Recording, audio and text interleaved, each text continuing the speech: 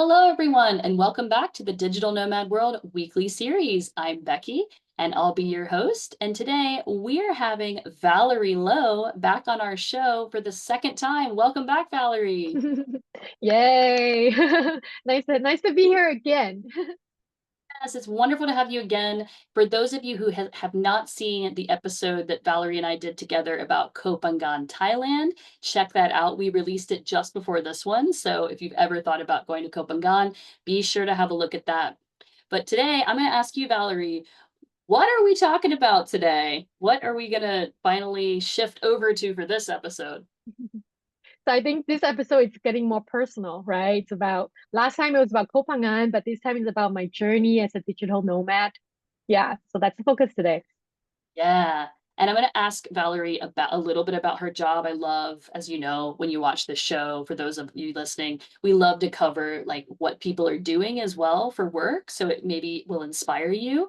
So I know we're going to get into your job a little bit later. But first, Valerie, can you tell us about your background and how you started your digital nomad journey? Yeah, so it's been 8 years now, I think. Yeah. So it was 8 years ago. I was living in LA. I had a very comfortable life in LA, amazing life. And it was my second time going to Burning Man. For those of you who don't know Burning Man, look it up. But for those who know, yeah, it was my second year. And I remember there was a quote that my campmates told me. The quote says, this is the quote that changed my life. The quote says, don't ask what the world, don't ask what the world needs, ask what makes you come alive, because what the world needs is more people who are alive. And when I first heard that quote, I was stunned. I was speechless. I was like, what does that mean to be alive? So I contemplated that the whole burn, even on the journey back home. I was driving, doing a road trip about, I think, 12 hours or something. And I was just contemplating that question. And when I was doing the road trip and I was seeing, new places, new scenery, and immediately, I mean, all of a sudden I felt like, hey, this is what it means to feel alive. I feel so alive right now, full of energy. So, and then after that, I went back to my apartment, a two-bedroom apartment in LA. And I was like, why am I here? This is so comfortable and it's so predictable. So it was almost like immediately I just call up my landlord and say, hey, I want to terminate my lease. And I call up some friends telling them, what I'm about to do. So that's when I decided to just, what, I'm gonna let go of my life here and I'm gonna start traveling. Yeah. Long My story goodness, short, it's really like that. really, it was like it was as soon as you got back, you called Yeah, your probably landlord. within a week. Yeah, within a week or two. And I called my friend first to consult, and she was like, I'm with you. Let's do it. And then we both did it together. Wow. So did you just like Yeah. start packing up all your stuff and putting it in storage and then Yeah. became a Pretty digital much nomad? yeah, pretty much within a month I left that life. It was just like that. I sold more than half of my stuff. The rest goes into the storage. And I was left with a 40-liter backpack and yeah, just a one-way ticket. That's it. Where was Yeah. your ticket to? Do you remember? Chiang Mai. Yeah. Ah, yes, Yeah, I we was have going to covered Chiang this Mai. on the show. For Yeah. those of you who check the Chiang Mai episode, it is such a It's mecca for digital nomads, such a starting point as well. entry level. Yeah, it's very easy. I think that's the hotspot for, first time solo traveling. It's so easy to meet people there. Exactly. Yeah. All So that was right. the start. That was the beginning. Wow. Okay. And I know you said like 8 years, you built a lot of digital nomad life since. What are some of the drawbacks and disadvantages, but also some of the benefits of having this lifestyle? Wow. Of course, the benefit is obvious, right? So I can go anywhere I want. I can experience any country, any climate, any culture that I want to experience. Seriously, like, there's so many times I don't know where to go because there's literally I can go anywhere. So I really enjoy that freedom and enjoy getting stimulated by new experiences and new places. That's really, and also meeting people from all walks of life, from all different culture. And this is really, what makes me feel alive. Even just talking about it right now makes me feel so excited. So I would say that's definitely a big plus. And then the drawback, it's almost like, a lot of people don't know, when we look at Instagram, social media, we think traveling digital nomad is just all fancy and so nice. But really, there's a lot of stress that goes into it, a lot of work that goes into it. I always say traveling, it's almost like a part-time job. It's not just traveling, you know, like a lot of stress go into it and planning. All of those things take up our mental space and take up our time. So I would say the stress of traveling is a drawback, and also sometimes feeling ungrounded and ungrounded and also kind of isolated at times. Sometimes when you're traveling by yourself, it could feel isolated. So those things are drawback, but of course the good outweighs the bad way more. Like I can handle the travel stress so that I can, you know, have the freedom to go wherever I want. So yeah, I would say that's that. Yeah, yeah, we've talked about Mm-hmm. community building a lot on this show, and I know that you can feel this loss of community as well at the beginning. You gotta Mm-hmm. start building it, and I found that you build it by meeting other digital nomads, and then you start meeting them in other places, Yes. and they become like the Yes. friends that are And start flexible. traveling with them. Yeah. Exactly. Yeah. And also going to places that are easy to meet people. Like we talk about Chiang Mai, we talk about Koh Phangan, you know, just places where there are many digital nomads. And immediately when you land, there's a community that you can just kind of plug yourself into. That is so true. Mm-hmm. Okay, now I wanna shift over to what you do for a living, like, how do you sustain you've been Hmm. going for 8 years. I don't know if you've been doing the same Yeah. thing for years, but, can you Mm-hmm. tell us what you do for work online and how you found your current Yeah. job?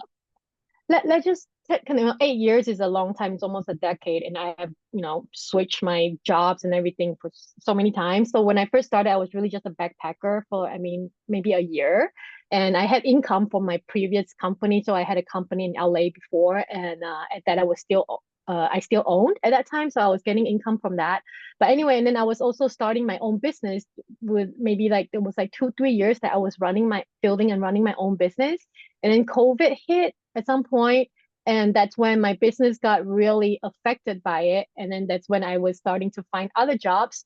And when I was kind of desperate, and then I actually hit up my cousin who has a company, and I said, hey, I just want a job, and can I get a job? And she actually gave me a sales job, which turned out to be so perfect for me. Just so perfect for my personality, and I excel in it. And now I'm making good money with it. So now I am a sales manager for a VA recruiting agency.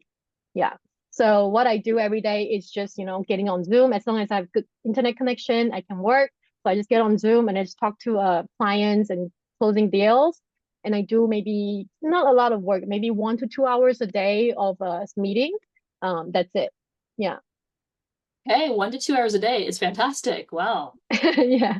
Yeah. I got lucky with this job, but now I just starting to expand to helping the company more on marketing and stuff like that. And I have other little jobs as well. I'm also working as a customer service support for a German company just to help out my friend. So yeah, there's a few things, and I'm also in the process of rebuilding my business again. So yeah, so there's many things that I'm doing. Hmm. Okay, before we dig deeper into working as a sales manager, especially recruiting, like we have not talked about recruiting on this show, but I do want to highlight something that is so common, I find, for digital nomads, and that is hustling when you lose one client. You go reach out to the network. That is so key if you want to continue the lifestyle. And also, like having multiple things going at one time. It's something like you could almost expect with the lifestyle because Mm, sometimes you might like end up having to leave one client because it's just not flexible enough for you time wise. I found that before, and juggling multiple things to make sure you can sustain what you're doing. Have you found that to be yeah. the same? Kind of, because I'm not like I'm not typical, like, you know, I don't have a 9 to 5 job typically my whole life. So it's not like I need to get gigs, but I do find that so when I first started my nomad journey, I was a backpacker. But at that time, I realized that I'm going to structure my life around this lifestyle. I'm going to structure my work around this lifestyle instead of the other way around. So I know that I made a decision that this is the lifestyle that I want to go, that I want to do. So what kind of jobs or what kind of career situation can support this lifestyle? So just kind of think along that line. Mhm. That's a really good reminder that you can do it one or the other way, but think about what's going to work best for you. What do you really, it's like what you said at the beginning about like what makes you come alive. What are Mm, you going to be able to do? But sometimes I understand it is like desperation or just necessity at the beginning when you're starting. So you mm-hmm. may Right. eventually find the way to have that lifestyle that matches you later on. Right. And I like the point you mentioned about hustling. It's like, even if you're not a nomad, it's nice to hustle. So it's all about, spreading your network, right? Spreading the seed, telling people what you do, and then really just through referrals and through people who know you, and that potentially can bring you job than just cold calling or just, hitting up companies that are hiring. I feel like personal connection can lend you more jobs and opportunities. Yeah. Absolutely. So go to those meetups, go to workshops, like you Mm-hmm. said, share your story. And so it may lead to what I want to get back to here is like recruiting. So we haven't covered recruiting, as I said, and you said you're doing VA recruiting and you're doing 1 to 2 Mm-hmm. hours of Zoom calls a day. Are you trying to match VAs with companies? Is that your main job? Mm-hmm. Is it commission based, if you don't mind sharing that? I know a lot of recruiting Yeah. sales jobs are commission only. What is the structure Mm. for you? Yeah, so I work for a recruiting agency. So we're a pretty big company, and I'm the sales manager there. So what the company does is to match entrepreneurs, business owners in the States or in Europe to Filipino VAs. So that's what we do. So my job is just really to talk to clients on Zoom to close deals, and then everything else is done by the rest of the team in the company. And so sales, it's commission based is very normal. I am also on commission based. I would say this is my fourth year at this job, and the first 3 years I'm just commission based. But then now I'm starting to get residual income, so now it's getting comfortable. It's good. My hard work has paid off. But yeah, so commission based is it's quite normal. But at the same time, for people who enjoy doing sales, they also enjoy that kind of compensation as well, because commission usually is higher than just getting regular paycheck. I think it's also a personality thing. Like I don't want to have a cap or know exactly what I'm going to earn every month. I want to have the flexibility to make more. Yeah. Yeah, Mm-hmm. no, it's quite an incentive. Do you mind explaining when you said residual income, is that like sales that you got, Mm-hmm. you were warming up like months before and they just keep coming in, or did you negotiate for like a fixed amount of money every month? So my boss was really nice. She was trying to give me a raise, but instead of just giving me more commission, she almost put me like on a retainer. So for every sales that I generate, I keep getting the residual income from the money profiting from that sale. Yeah. Great. It's nice to know there's different ways Mm-hmm. you can do it. And I'm sure there's room for negotiation, especially once you prove yourself. Exactly. I think also, it all still comes. I mean, we talk about hustling, right? Hustling, just doing anything. Like at the beginning, you kind of have to do things that you don't like, or just kind of hustle and see whatever opportunity kind of lands in front of you. Take those, especially if you're young. Just for the viewers, if you're young, hustle and do anything that comes your way. But really, that's the path to figuring out what's the best for you to do, what really makes you come alive, what do you enjoy doing. And then when you start there, then more and more the path is going to lead you to finding that job that really suits you and that really can fit in your lifestyle. Sounds like from your description that you were, I don't know, desperate might be a strong word, but you were really looking for a job when your cousin helped you. And like Mm-hmm. is it just like it was luck that you felt this job was such a great fit? Is that how it worked out? I mean, luck, and also, luck is backed by a lot of preparation. Like people always say that, right? It's not just lucky one time. That's why I say, it's very important to just kind of really meet people and meet a lot of people, tell them what you do, and then really be a good person, because everybody wants to work with a good person. Sometimes it's not even just about your resume and what you can do, but it's really your character and who you are as a person, and that can lend you so many different opportunities. For example, the German company that I'm working for, it's also my friend, and he needs help, and then he saw me, and he's like, "Can you help me?" And I have extra time. So things like that happen. And also, I think at the beginning, don't be afraid to do some pro bono work. I remember when I was a backpacker, and I was kind of tired of just traveling all the time. I mean, it's kind of overrated to be drinking coconut by the beach and stuff like that. Like after a month, you get bored. So I wanted to do stuff, and I could, like, I could actually design website. I know some marketing, so I started to do a pro bono work for people. And then suddenly, people are giving me jobs to do. So just people just giving me little gigs to do. So things like that could happen too. So don't be afraid to do pro bono work. Don't be afraid to do things that you don't know how to do, so you can learn. Yeah. Hmm. Yeah, it's all about being open and trying things until they fit also. Yeah. Hmm. All right. So if you don't mind, do you know some big recruiting companies or names of some of the bigger players that maybe if people are interested in getting into the recruiting industry in general, they can apply to? And you know what? To be honest, I am not sure. I know there are a couple big VA companies like Athena. I think they're based in the States. And so I think that's one of the biggest one. But I would say, yeah, as far as recruiting work, I don't know. But I know that, this thing called executive assistant has been, pretty trendy nowadays. Like a lot of people are trying to hire executive assistant. And for a digital nomad to become an executive assistant is quite, it's a good fit. So I would say, if people are, like if people like to, take care of things like project management, helping people to sort out their schedule, calendar, things like that, like executive assistant position, they can reach out to just join Facebook groups.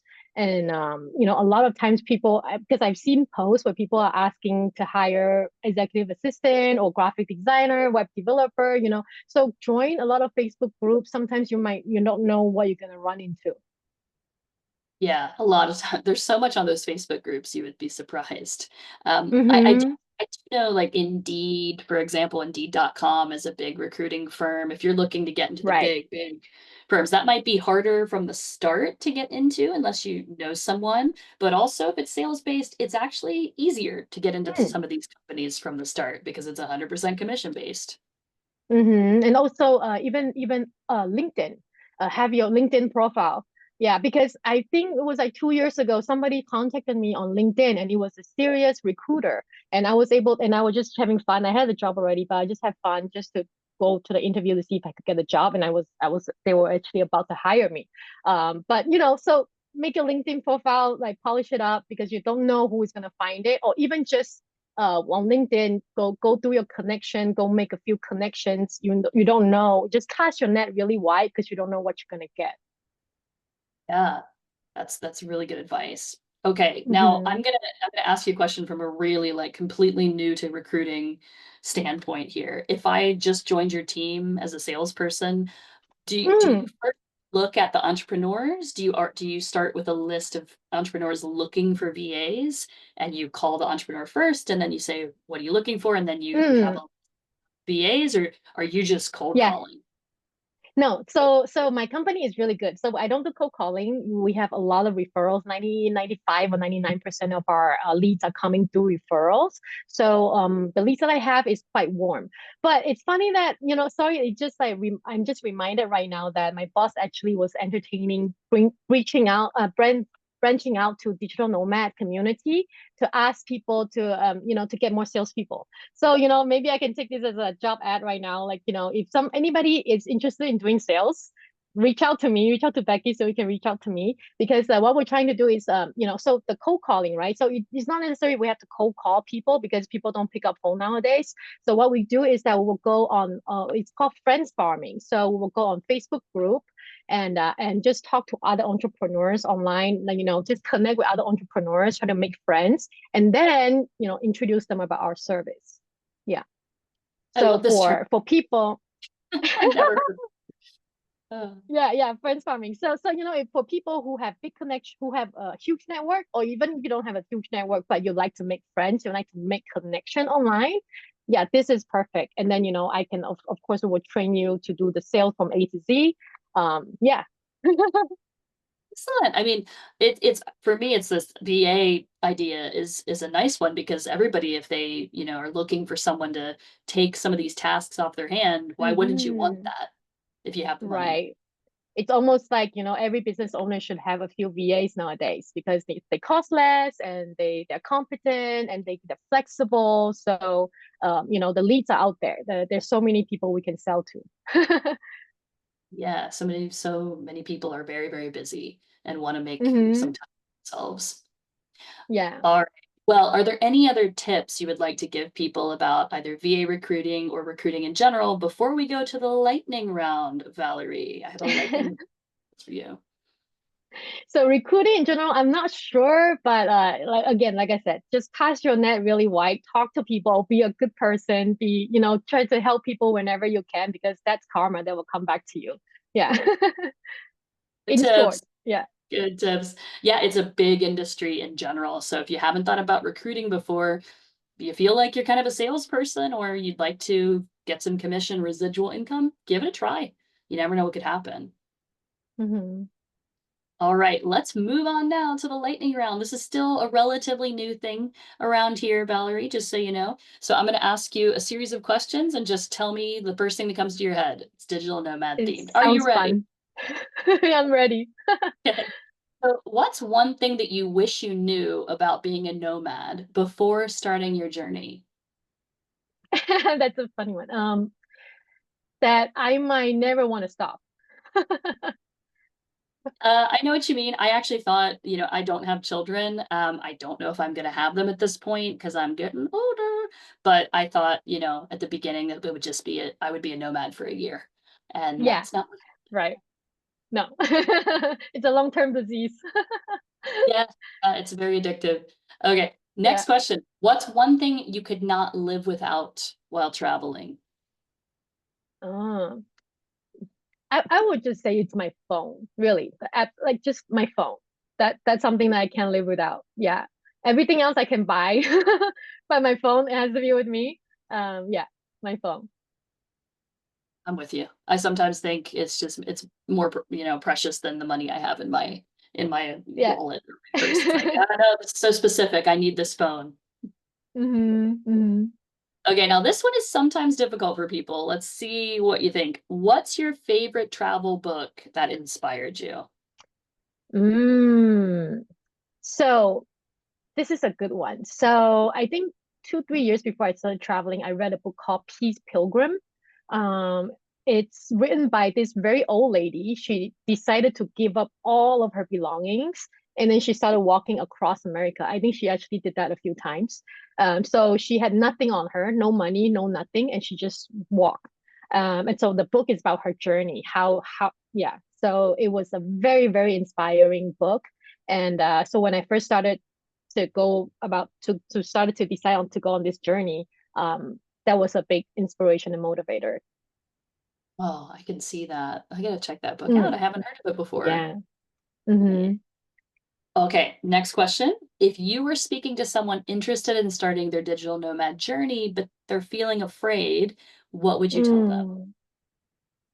Mm. This is gonna sound cliche, which is just do it.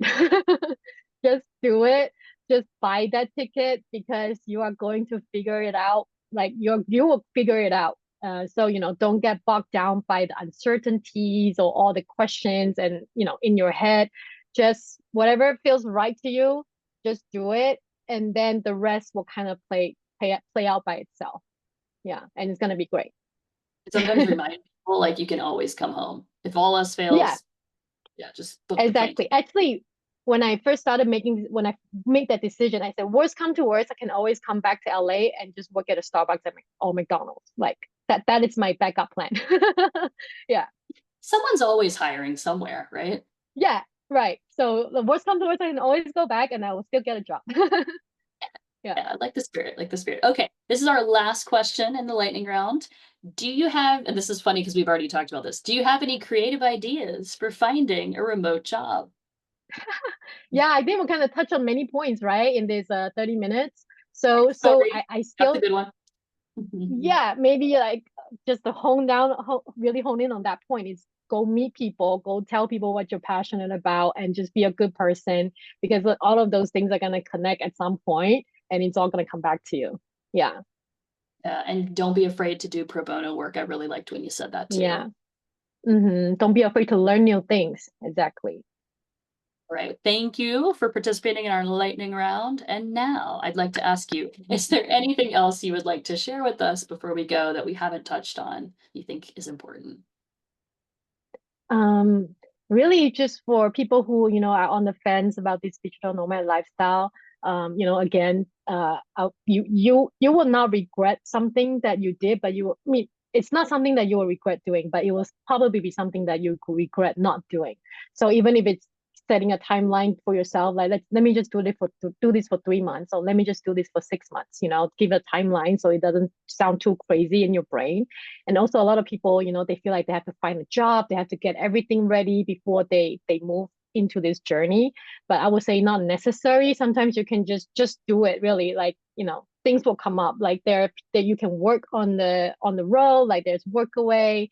There's people that you will meet that will give you more opportunities. So those things will only happen if you take that first step into making this life.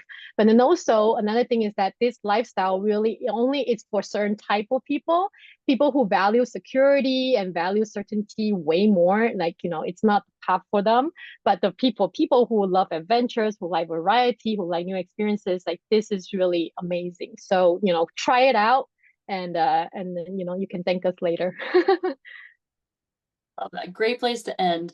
I also want to ask Mm, you, if people want to follow you, where can they go? mm. So yeah, my I have Instagram and Facebook. My Instagram is Valerie, Valerie dot flow, Flow. I don't post a lot, but if you send me a DM, I will definitely get it. Yeah, so that's the best place to reach out to me. And I also have a blog. I don't update it so religiously. It's called flowwithoutborders.com. So if you're interested, you can also check out my blog and leave me some comments. Oh, we would love to check that out. And also, we will put on the Digital Nomad World website more information, and even perhaps in the description below this video, about your company if you are doing some recruiting, if people are interested in sales. Yeah, definitely. All right, Valerie, thank you so much for coming on again to our show, and I'm wishing you a great rest of your day. Thank you. Thank you so much. Thank you, Becky. Thanks.